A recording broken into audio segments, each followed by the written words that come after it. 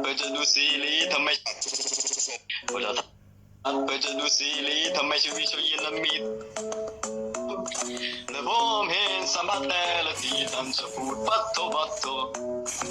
สิ่งที่เห็นชัดๆตอนจบไปคนฝึกถนัดออกตัวทัดช่อง3 5 7 9ลุงตู่ครับผมอยากจะทำลุงจังเลยลุงไม่เหนื่อยเลยที่พูดนานๆนี่แทนลุงจังเลยครับชอบพูดให้เราเดินหน้าและท่านจะพาไปสู่ความโปร่งและสักทีที่ท่านพูดนั้นมันโคตรดีแต่จะให้ดีผมขอค่าชม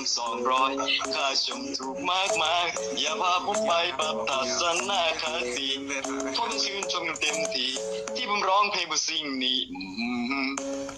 บนเฟซบุ๊กก็ไปเจอลุงตู่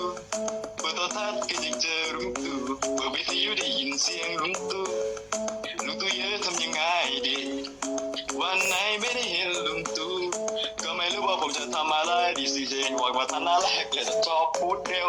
ชอบรู้นะครับเลยต้องเพลงนี้โอวาโอวา